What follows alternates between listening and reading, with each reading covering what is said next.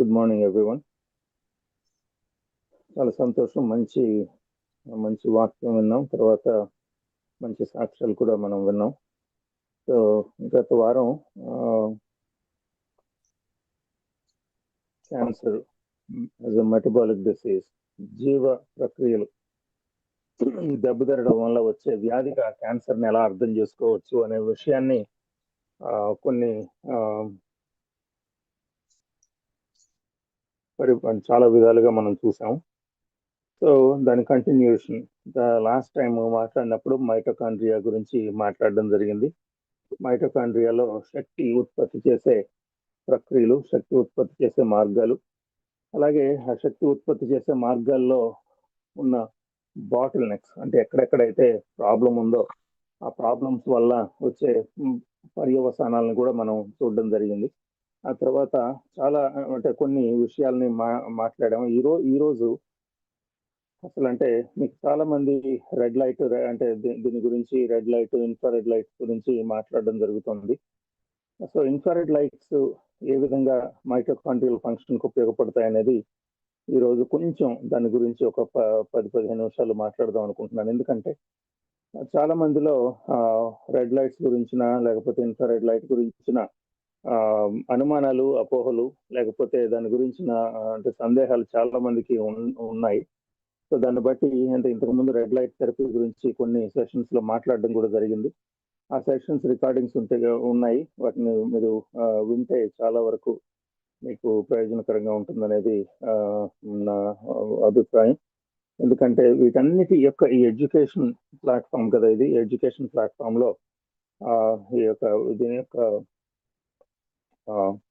మీరు మీ బాడీ గురించి కానీ లేకపోతే యొక్క మనం జీవన విధానాన్ని ఏ విధంగా మార్చుకోవాలి, మన జీవన శైలిని ఎలా మార్చుకోవాలి అనే విషయాల మీద మంచి అవగాహన ఉంటే కనుక ఈ అవగాహన అనేది మనం అంటే ఇంకా అంటే చాలా క్లిష్ట పరిస్థితుల్లో, క్రైసిస్ సిచ్యువేషన్స్ లో ఎటువంటి అంటే కలవనం లేకుండా మన ముందుకు నడిపిస్తుంది అంటాం, ఎలాంటి సందేహం లేదు. ఓకే, సో గత వారం నేను మాట్లాడినప్పుడు మైటోకాండ్రియా గురించి మాట్లాడినప్పుడు మైటోకాండ్రియాలో శక్తిని ఉత్పత్తి చేసే ప్రక్రియను గురించి మాట్లాడడం జరిగింది. శక్తిని ఉత్పత్తి చేసే ప్రక్రియలో మనకు ఆక్సిడేటివ్ ఫాస్ఫోరిలేషన్ అంటాం. ఆక్సిడేటివ్ ఫాస్ఫోరిలేషన్ అంటే సెల్యులర్ రెస్పిరేషన్, అంటే సెల్యులర్ అంటే ఈ మైటోకాండ్రియల్ రెస్పిరేషన్ అంటాం. ఈ మైటోకాండ్రియల్ రెస్పిరేషన్ లో ఏంటంటే ఆక్సిజన్, మనం తీసుకున్న ఆక్సిజన్ అలాగే మనం తీసుకున్న ఆహారం కూడా అక్కడ మైటోకాండ్రియాలో వెళ్ళి మైటోకాండ్రియాలో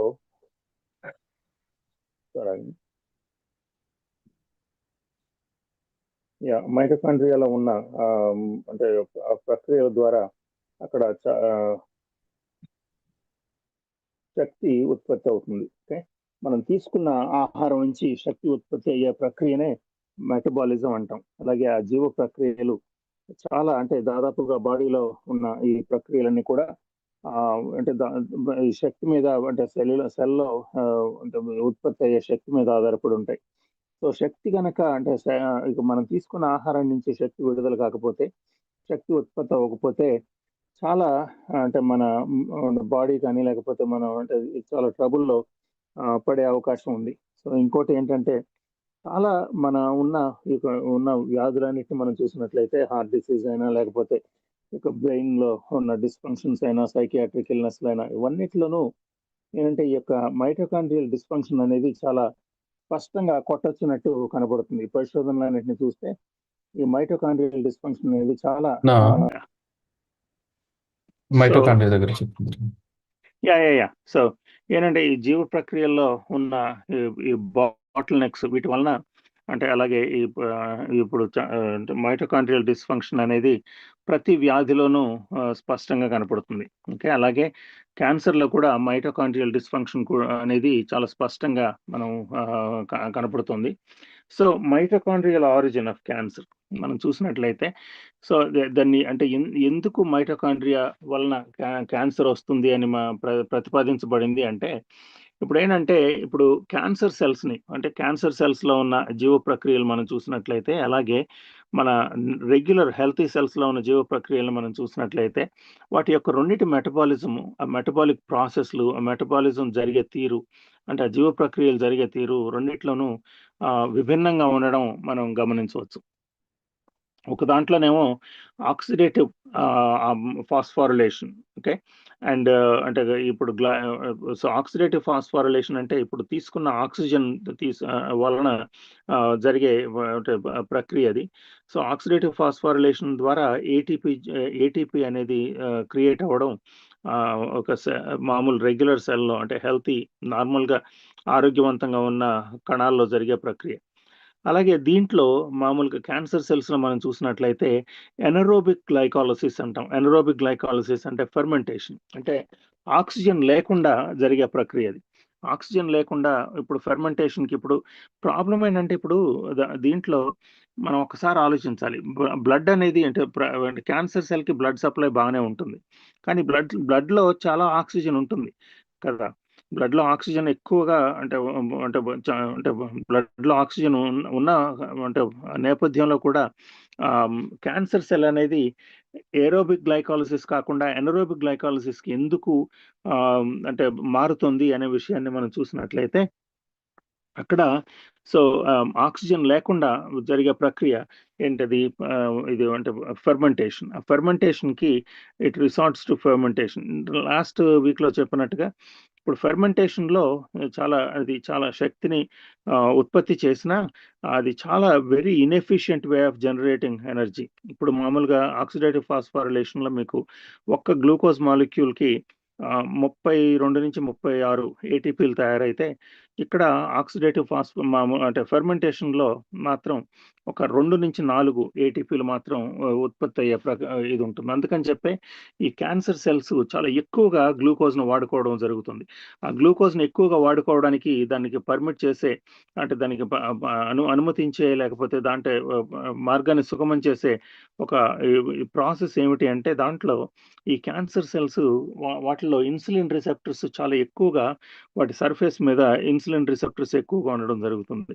సో ఇన్సులిన్ రిసెప్టర్స్ ఎక్కువగా ఉన్న క్రమంలో ఇప్పుడు మీరు అంటే హెల్తీ సెల్స్ మీద దాదాపుగా ఒక్క ఇన్సులిన్ రిసెప్టర్ ఉంటే క్యాన్సర్ సెల్స్ మీద ఒక 20 రెట్లు ఎక్కువగా ఇన్సులిన్ రిసెప్టర్స్ ఉండటం జరుగుతుంది.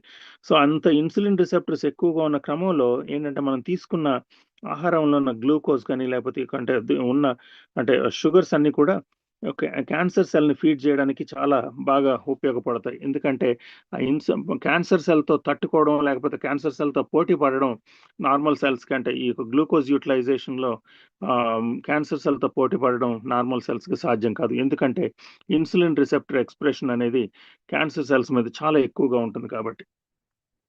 అలాగే సో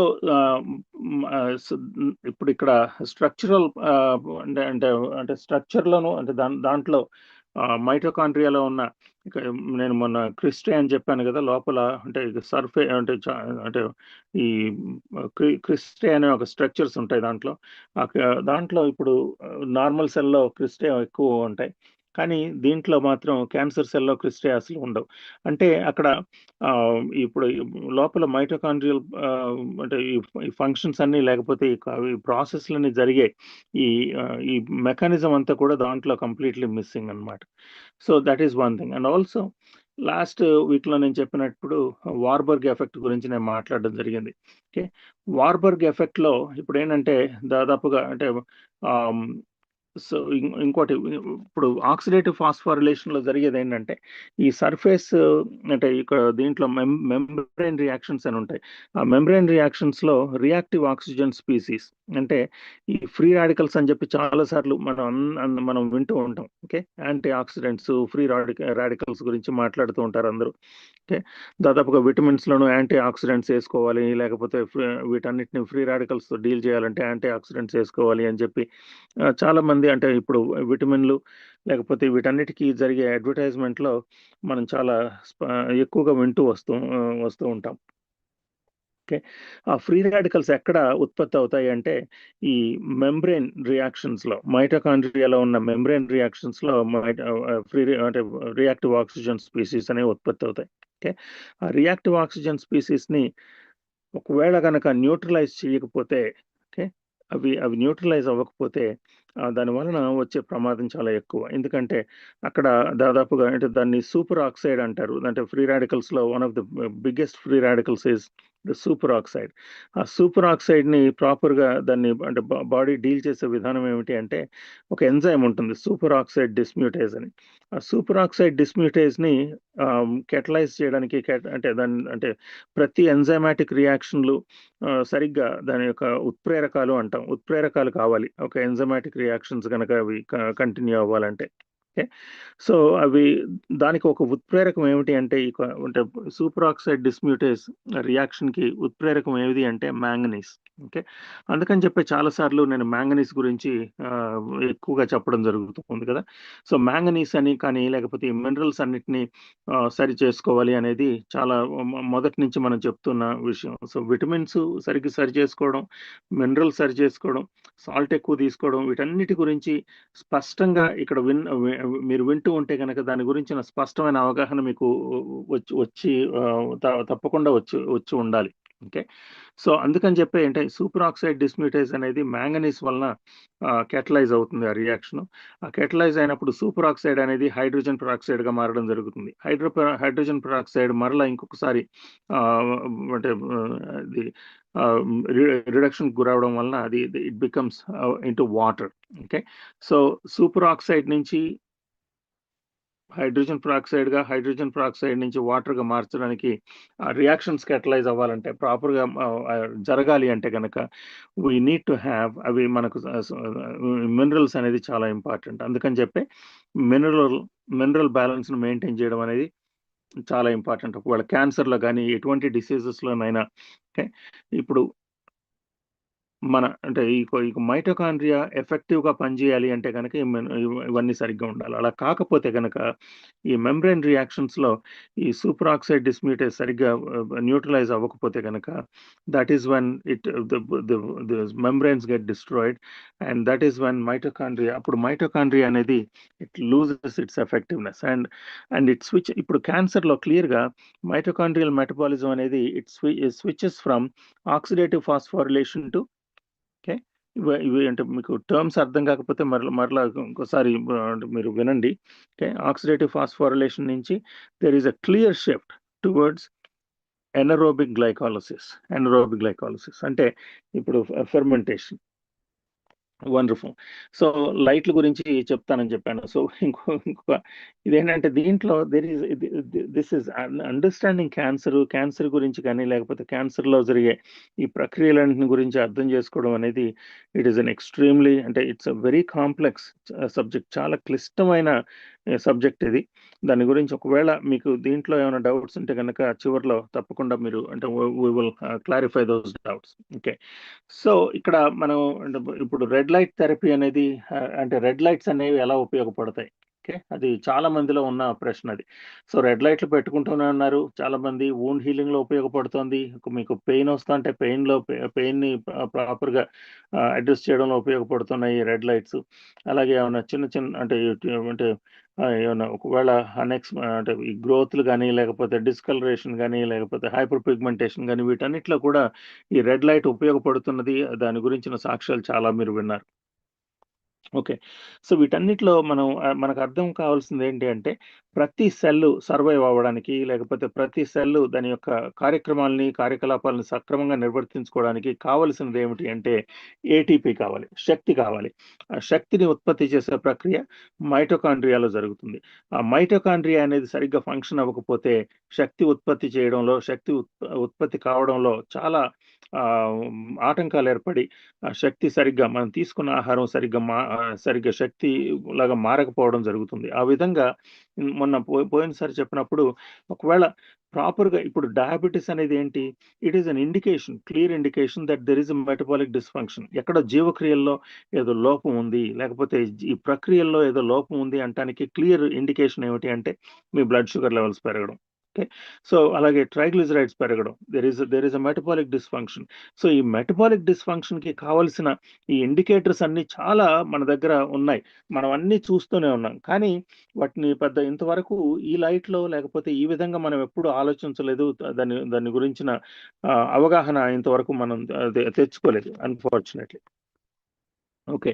సో, ఈ మెటబాలిక్ డిస్‌ఫంక్షన్ గురించి మాట్లాడేటప్పుడు ఇక్కడ one of the things that we need to take a look is ఇక్కడ ఒక ఈ 5 స్టెప్స్ అని మాట్లాడాను నేను. అంటే 5 కాంప్లెక్సెస్ ఆఫ్ మైటోకాండ్రియాలో అంటే ఆహ్, అంటే అంటే these are the 5 steps okay. Through which మొత్తం ఇక్కడ అంటే ప్రతి ఆహ్, ఈ ఏటీపీ జనరేట్ అవ్వడానికి అంటే లేకపోతే శక్తి ఉత్పత్తి అవ్వడానికి ఇక ఈ 5 ప్రోటీన్స్ అంటే 5 complexes they are very important.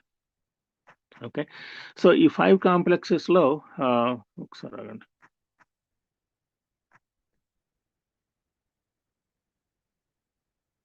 Five కాంప్లెక్సెస్‌లో one of the complex is అంటే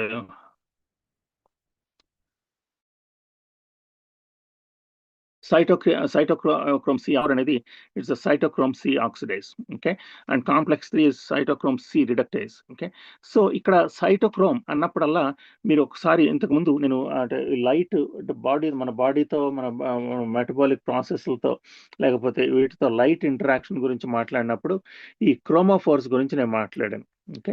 క్రోమోఫోర్స్ అంటే ఏమిటి? సో, ఈ క్రోమోఫోర్స్ అంటే ఏంటంటే దీస్ ఆర్ ద సబ్స్టెన్సెస్ అంటే ఈ substances okay. They interact with the light. Okay. మనం డిఫరెంట్ ఫ్రీక్వెన్సీస్ లైట్‌లో ఉన్న డిఫరెంట్ ఫ్రీక్వెన్సీస్‌తో అవి ఇంటరాక్ట్ అయ్యి దాని నుంచి దాని ద్వారా అంటే ఉత్ప్రేరణం చెంది అంటే మెటబాలిక్ ప్రాసెస్ ప్రాపర్‌గా ముందుకు వెళ్ళడానికి ఉపయోగపడతాయి. ఓకే.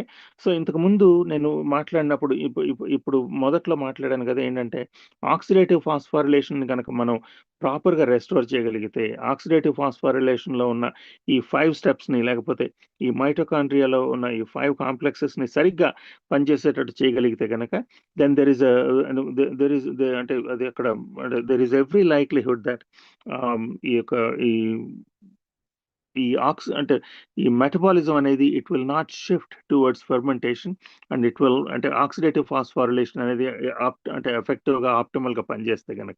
ఓకే. సో, దాంట్లో ఈ లైట్ అనేది ఏ విధంగా రోల్ ప్లే చేస్తుంది అనే విషయం మనం ఒకసారి అర్థం చేసుకోవడానికి ప్రయత్నం చేద్దాం. So, complex 3 is cytochrome c reductase and complex 4 is cytochrome c oxidase. So, ఇక్కడ సైటోక్రోమ్ అంటే that is one chromophore. Okay. So, chromophore అంటే ఏంటంటే ఈ లైట్‌తో ఇంటరాక్ట్ అయ్యే ఈ అంటే ఈ యొక్క మాలిక్యూల్స్‌ని క్రోమోఫోర్స్ అంటాం. ఓకే. సో, ఇక్కడ మైటోకాండ్రియాలో ఈ లైట్‌తో ఇంటరాక్ట్ అయ్యే ఈ chromophore is cytochrome c reductase and cytochrome c oxidase. Okay.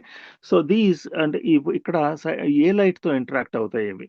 So, ఏ లై ప్ర అంటే ఇప్పుడు సైటోక్రోమ్స్ అంటే ఇక క్రోమోఫోర్స్ డిఫరెంట్ లైట్స్ కొన్ని chromophores they absorb and they interact with ultra violet radiation and some chromophores will interact with visible light అంటే మన కళ్ళకి కనపడే లైట్‌తో. అలాగే కొన్ని బ్లూ లైట్‌తో, కొన్ని రెడ్ లైట్‌తో. సో, ఇలాగా డిఫరెంట్ క్రోమోఫోర్స్ డిఫరెంట్ లైట్స్‌ని అబ్సార్బ్ చేసుకోవడం, డిఫరెంట్ ఫ్రీక్వెన్సీస్‌ని అబ్సార్బ్ చేసుకోవడం జరుగుతుంది. ఇక్కడ cytochrome C oxidase, cytochrome C reductase ఏంటంటే they interact with red light and they interact with infrared light, near infrared and far infrared radiation. Okay. So, దాని వలన జరిగేదేమిటి అంటే సో, మీకు అర్థం అవ్వాల్సిందేంటంటే దేర్ ఈస్ అంటే ఏదో ఊరికే రెడ్ లైట్ పెట్టుకుంటే దాని నుంచి హీట్ వస్తుందో లేకపోతే ఇంకోటేదో ఊరికే బానని చెప్తున్నాడు కాబట్టి పెట్టుకోవడం కాదు. అలా కాదు. There is a clear indication scientific అంటే ఇదొక వైజ్ఞానికంగా రుజువు చేయబడిన విషయాలు ఇవన్నీ కూడా. ఓకే. అండ్ ఇప్పుడు 6 అంటే ఇక్కడ మీకు రెడ్ లైట్ అయితే గనక 620 నానోమీటర్స్ నుంచి 680 నానోమీటర్స్ వరకు ఉన్న అంటే అదొక తరంగదైర్ఘ్యం అంటే ఒక వేవ్ లెంగ్త్స్ అంటాం. సో, ఆ వేవ్ లెంగ్త్‌లో ఉన్న లైట్‌ని దాన్ని రెడ్ లైట్ అంటే అది రెడ్ కలర్‌లో ఉంటుంది కాబట్టి అది that is the red light right. ఆ తర్వాత నియర్ ఇన్‌ఫ్రారెడ్ రేడియేషన్ అంటే 760 నానోమీటర్స్ నుంచి 1200 నానోమీటర్ల వరకు ఉన్న ఒక వేవ్ లెంగ్త్ ఉన్న లైట్‌ని నియర్ ఇన్‌ఫ్రారెడ్ లైట్ అంటాం. ఇవన్నీ కూడా దే అంటే ఇక్కడ ఈ లైట్ అంటే ఇన్ఫ్రారెడ్ లైట్ కానీ రెడ్ లైట్ కానీ that penetrates so deeply into the tissue. Okay, ఆ పెనిట్రేట్ అయినప్పుడు and it is efficiently absorbed. ఎక్కడ ఇప్పుడు సైటోక్రోమ్స్ అని చెప్పాం కదా ఇందాక, cytochrome C reductase and cytochrome C oxidase. దాని ద్వారా అది ఈ రెడ్ లైట్ అనేది ఈజ్ అబ్జార్బ్డ్ ఇంటూ దోస్ అంటే those cytochromes.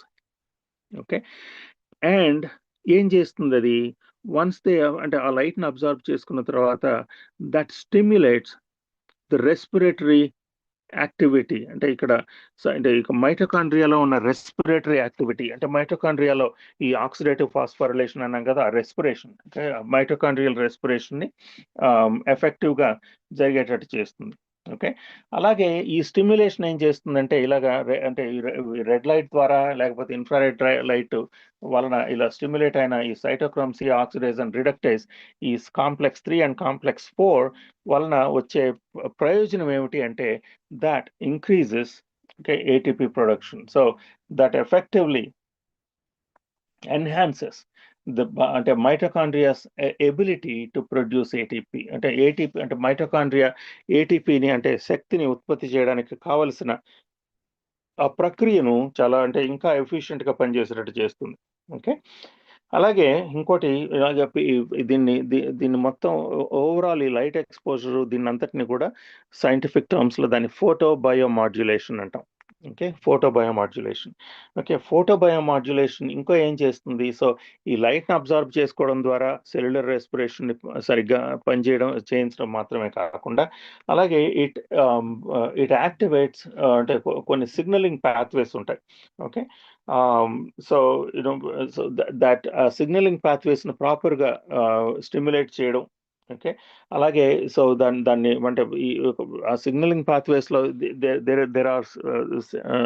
There are pathways to అంటే మీకు నైట్రిక్ ఆక్సైడ్ గురించి ఇంతకుముందు చెప్పాను, నైట్రిక్ ఆక్సైడ్ గురించి, అలాగే ఈ కాల్షియం ఛానల్స్ గురించి, అలాగే సైక్లిక్ ఏఎంపి. సో ఇవన్నీ కూడా మీకు డయాబెటీస్ గురించి నేను మాట్లాడినప్పుడు వీటి గురించి మాట్లాడడం జరిగింది.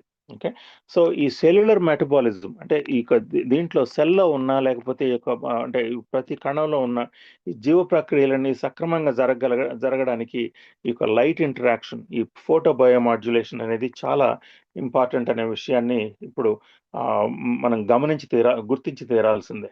ఓకే, సో సో ఇప్పుడు ఇప్పుడు ఏం జరుగుతుంది, ఫోటో బయోమాడ్యులేషన్ వల్ల ఏం జరుగుతుంది, ఇప్పుడు ఇంతకుముందు ఇప్పుడు మనం అనుకున్నట్టుగా దీంట్లో క్యాన్సర్ సెల్స్ అనేవి అంటే వాటిలో ఈ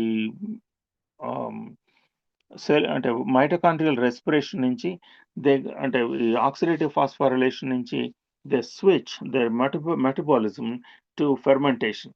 అలా కాకుండా ఏంటంటే ఇక్కడ ఇప్పుడు మొత్తం దీంట్లో ఉన్న ప్రతి స్టెప్ని, ప్రతి కాంప్లెక్స్ని, లేకపోతే మైటోకాండ్రియాలో ఉన్న ఈ 5 కాంప్లెక్సెస్ని మనం ప్రాపర్గా అడ్రస్ చేయగలిగితే, సో రెడ్ లైట్ వలన ఏ రెడ్ లైట్ వలన నియర్ ఇన్ఫ్రారెడ్ లైట్ వలన మనం ఏ కాంప్లెక్స్ని మనం అడ్రస్ చేసాం, complex 3 and complex 4. Okay, complex 3 and complex 4ని ప్రాపర్గా అడ్రస్ చేయడం వలన వీఆర్ ఏబుల్ అది దాన్ని అంటే సెల్యులర్ రెస్పిరేషన్ అనేది సరిగ్గా జరగగలిగేటట్టు చూస్తున్నాం. సో దట్ ఈస్ అంటే ఆ విధంగా మనం రెగ్యులర్గా హెల్తీగా ఉన్న సెల్స్ని మనం ప్రాపర్గా అది పనిచేసేటట్టు మనం చేయగలుగుతున్నాం. ఓకే, దట్ ఈస్ హౌ ఆ విధంగా ఈ రెడ్ లైట్ కానీ ఇన్ఫ్రారెడ్ లైట్ కానీ that is how it helps. Okay, ఊరికే ఏదో ఒక రెడ్ లైట్ పెట్టుకుని ఇంతకుముందు మొదట్లో కోవిడ్ వచ్చిన టైంలో అక్కడ రెడ్ లైట్ అంటే ఇవన్నీ లేవు కాబట్టి సరిగ్గా ప్రాపర్గా మనకి అంటే ఈ లైట్లు సరిగ్గా లేవు కాబట్టి దాన్ని అంటే హీట్ ల్యాంప్స్ గురించి అంటే హీట్ ల్యాంప్స్ వాడడం జరిగింది. ఆ హీట్ ల్యాంప్స్ వలన వచ్చే రెడ్ లైట్ అనేది చాలా తక్కువ ఇంటెన్సిటీతో ఉంటుంది, కానీ దానివలన హీట్ ఎక్కువ వస్తుంది.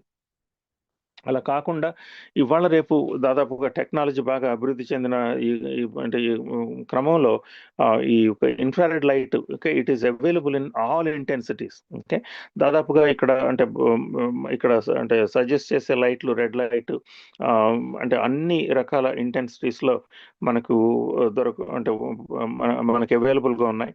అండ్ ఇంకోటి ఏంటంటే ఈ హయ్యర్ ఇంటెన్సిటీ ఉంటే కనుక ఇట్ పెనిట్రేట్స్ డీపర్. ఓకే, ఒకవేళ లోపల అంటే ఇంకా డీపర్ టిష్యూస్తో మనం డీల్ చేస్తూ ఉన్నప్పుడు ఒకవేళ కావాలంటే కనుక higher intensity lights they will be very useful. Okay. So అంటే ఈ రెడ్ లైట్స్ క్యాన్సర్ థెరపీలో రెడ్ లైట్స్ పనిచేస్తాయా?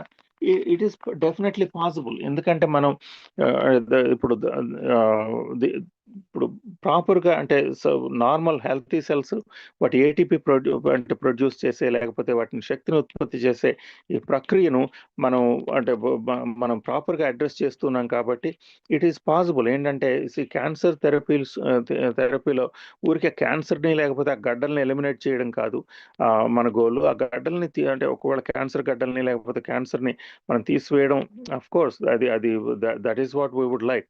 కానీ మనం చేయాల్సింది ఏంటంటే మనం బాడీకి ప్రాపర్ అంటే యావెన్యూస్ అంటే ప్రాపర్ పాత్వేస్ మనం బాడీ సరిగ్గా పనిచేసేటట్టుగా మనం క్రియేట్ చేయగలిగితే కనుక then let the body take care of those tumours and let the body take care of those అంటే ఈ డిస్ఫంక్షనల్ పార్ట్స్ ఆఫ్ ద అంటే ఏవైతే డిస్ఫంక్షనల్గా ఉన్నాయో వాటిని ప్రాపర్గా మనం అంటే బాడీనే టేక్ కేర్ చేసేట్టుగా మనం అంటే హెల్తీ సెల్స్ మనం సపోర్ట్ చేయగలిగితే I think that would be the ideal వే.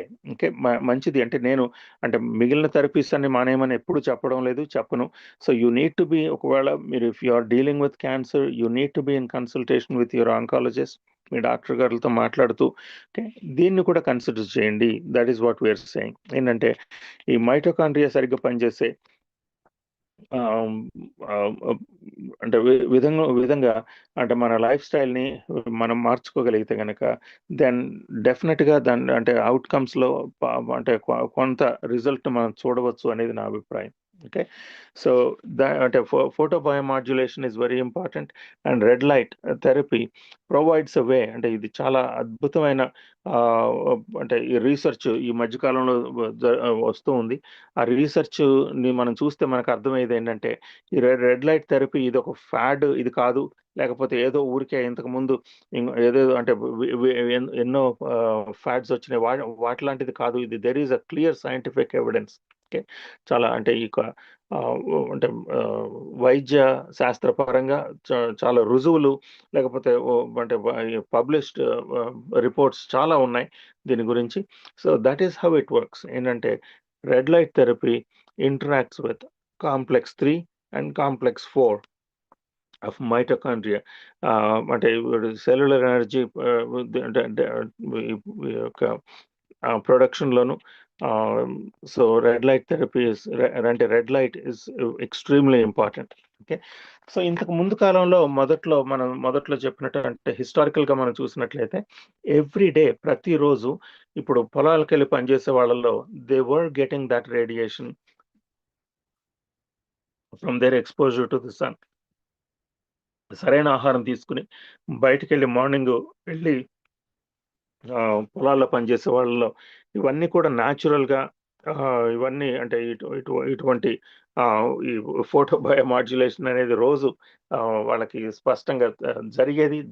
ఇవన్నీ పుష్కలంగా లైట్లో ఉన్న మంచి విషయాలను వాళ్ళు ఎక్స్పీరియన్స్ చేయగలిగేవాళ్ళు. కానీ ఈ మన ఆధునిక యుగంలో మనం వీఆర్ హార్డ్లీ గోయింగ్ అవుట్. మనం అంటే బయటికి వెళ్ళడం లేదు కదా. అలాగే మనం ఆర్టిఫిషియల్ లైట్లో మనం జీవనాన్ని మొత్తం అంటే మన లైఫ్లన్నీ ఆర్టిఫిషియల్ లైట్లో కొనసాగించే అంటే ఈ పరిస్థితి ఈ మోడర్న్ ఏజ్లో మనకు నెలకొంది. సో దానిని ప్రాపర్గా మనం అడ్రస్ చేయాల్సిన అవసరం ఉంది. ఓకే. అండ్ దాంట్లో భాగంగా red light and infrared lights are another one more tool okay in our toolkit. These are all the tools for a healthy living. Okay, మనం లైఫ్ని హెల్తీగా లివ్ చేయడానికి these are all the tools. ఇవన్నీ ఈ tools అన్నిటి గురించిన అవగాహన మీరు పెంపొందించుకోవాలనేది ఈ యొక్క ప్లాట్ఫామ్ యొక్క ఉద్దేశం. ఈ platform exist to bring awareness to such tools. Okay, wonderful, మంచిది, చాలా సంతోషం.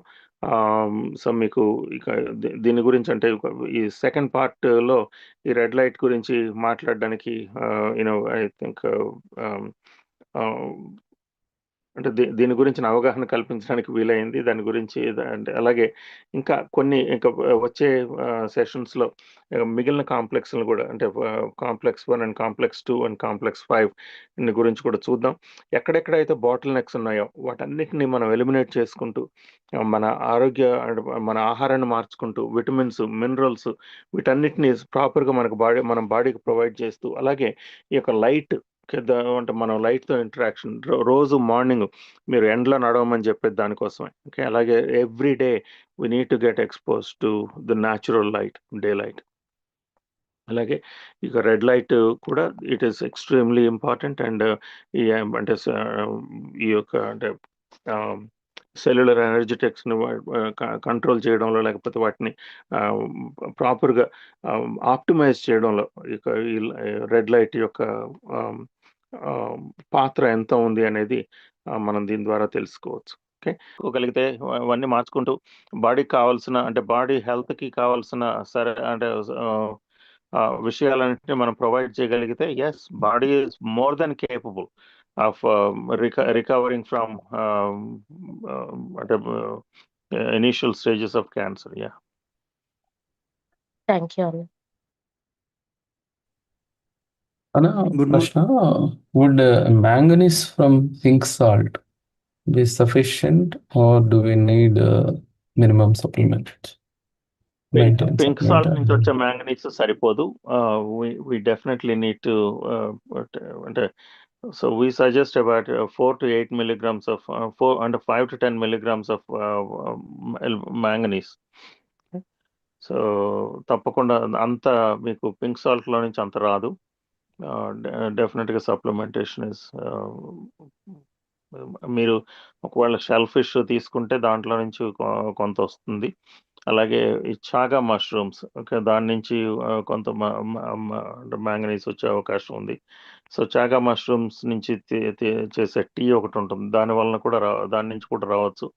అలాగే కోకో నిబ్స్ అలాగే ఏంటంటే అంటే చాక్లెట్ పౌడరు వీటి నుంచి అంటే ప్రాసెస్ చేయకుండా ఉన్న వీటి నుంచి కోకో నిబ్స్ నుంచి కూడా మ్యాంగనీస్ వచ్చే అవకాశం ఉంది. కానీ ఇవన్నీ మనకు అంటే సరైన ప్రొడక్ట్స్ మనకు దొరకవు కాబట్టి I think supplementation is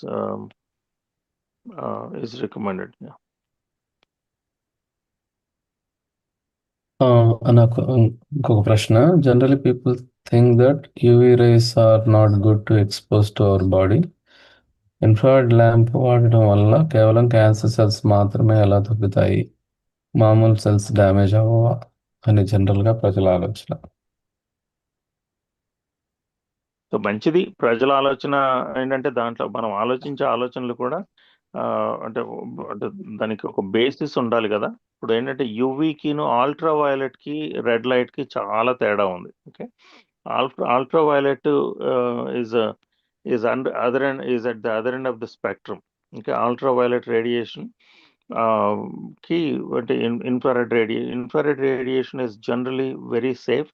and also ultraviolet radiation కూడా అల్ట్రా వైలెట్‌లో యూవీఏ అని, యూవీబీ అని 2 ఉన్నాయి. Okay. UVB is beneficial. Okay. So ఇంకొక there are other chromophores which అంటే అవి యూవీబీని అబ్జార్బ్ చేసుకుని విటమిన్ డి అంటే మన కొలెస్ట్రాల్ నుంచి విటమిన్ డి తయారయ్యే ప్రక్రియ ద్వారా అంటే విటమిన్ డిని మన స్కిన్‌లో తయారు చేస్తాయి అవి. ఓకే. సో అల్ట్రా వైలెట్ హార్మ్‌ఫుల్లో లేకపోతే ఇంకోటి హార్మ్‌ఫుల్లో ఇది కాదు మనం చూడాల్సింది. Ultraviolet A is harmful. కానీ ultraviolet B is very beneficial. Okay. అలాగే ఇన్ఫ్రారెడ్‌లో కూడా నియర్ ఇన్ఫ్రారెడ్, ఫార్ ఇన్ఫ్రారెడ్ ఇవన్నీ they are very beneficial frequencies ఇవన్నీ కూడా. ఇందాక చెప్పినట్టు they interact with our mitochondrial activity, mitochondrial complexes.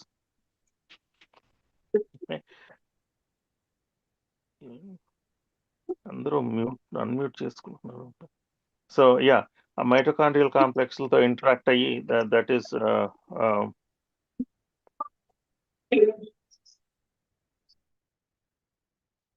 నేను మ్యూట్ చేస్తున్నాను, పని చేస్తాను. Okay.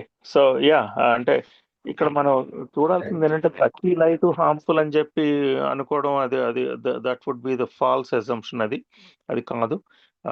There are beneficial frequencies and red and infrared lights they are very beneficial and they అంటే అవి మైటోకాండ్రియాలో ఉన్న ప్రక్రియల్ని ఎన్హాన్స్ చేసేవిగాను అవి వాటికి దోహదపడేవిగా ఉంటాయి కాబట్టి ఆ ఫ్రీక్వెన్సీస్ చాలా బెనిఫిషియల్.